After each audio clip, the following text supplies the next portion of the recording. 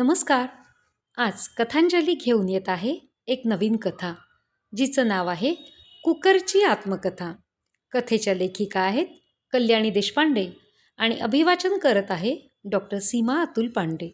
चला तर मग करूया कथेला सुरुवात. भारत स्टील्समधील शोकेसमधल्या कुकरने मोठ्याने आळस दिला. आह! आणि आळस देता देता त्याचा धक्का लागला त्याच्या जवळच बसलेल्या बारक्या कढईच्या कानाला. कढई लगेच करवादली. काय हो कुकर मामा, जरा आवर्ता आळस द्या ना, माझ्या कानाला केवढा धक्का लागला. बरं बाई, तूच तेवढी धिटुकली राहिली होती मला शिकवणारी. एकाच जागेवर बसून बसून अंग अगदी अक्कडून गेलंय माझं. तुला काय कळणार मोठ्यांच्या व्यथा. तुझं बरं आहे, मालक जेव्हा फडकं मारतो रोज आपल्या अंगावरची धूळ झटकण्यासाठी, तेव्हा तू जागच्या जागेवर गोलगोल फिरून तरी घेतेस. पण माझं काय, मला तर बूड हलवायला सुद्धा जागा नाही आहे या जागेत. डावीकडे तू आहेस आणि उजवीकडे तर बघायलाच नको. काचेच्या नाजूक बाऊलबाई बसलेल्या आहेत, त्यांना जरा जरी धक्का लागला की तहलका होईल. बापरे, एक वाक्य मी म्हटलं त्यावर केवढं मोठं प्रवचन दिलं. हो कुकर मामा, कढई वैतागून म्हणाली. तेवढ्यात दुकानात एक 35शीच्या 2 गृहिणी आल्या.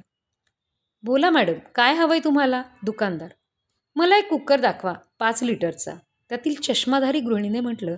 आणि तिचं हे वाक्य ऐकताच शोकेसमधल्या कुकरने कान टवकारले.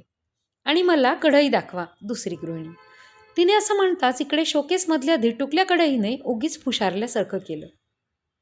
अशी छोटी हवी आहे का, असं दुकानदाराने म्हणून शोकेसमधल्या त्या धिटुकल्या कढईचा कान धरून तिला त्या बाईसमोर ठेवली. तशी ती बाई म्हणाली, फार लहान नको आणि फार मोठी नको, मध्यम आकाराची दाखवा. असं तिने म्हणताच धिटुकल्या कढईचा चेहरा बघण्यासारखा झाला. तोपर्यंत चष्माधारी गृहिणीने तो कुकर सिलेक्ट केला होता. सुटलो बाबा एकदाचा, केव्हा मनमोकळेपणाने शिट्टी वाजवेल असं झालं होतं मला. कुकर. नाव टाकून हवंय का. दुकानदार. हो, हे घ्या, मी माझं नाव लिहून दिलं, हेच कुकरवर टाका. चष्माधारी गृहिणी. एकदाचा तो नाव टाकण्याचा घरघर आवाज करण्याचा कार्यक्रम संपला आणि मी ऑफिशियली धर्माधिकारी झालो. कुकर. धर्माधिकारी मॅडमच्या पिशवीत जाण्याआधी मी दुकानातील सगळ्या भांड्यांना वाकून वाकून वाकुल्या दाखवल्या. त्या धिटुकल्या कढईला तर जरा जास्तच दाखवल्या. धर्माधिकारी मॅडमच्या स्कूटीवर मी ऐटीत बसून रस्त्यावरची रहदारी बघू लागलो. असंच इकडे तिकडे बघता बघता लोहा लोखंडवाला असं ओरडत एक गाडी चालली होती. ती बघून मला धक्काच बसला. त्या गाडीत माझे जातभाई अत्यंत वाईट अवस्थेत बसले होते.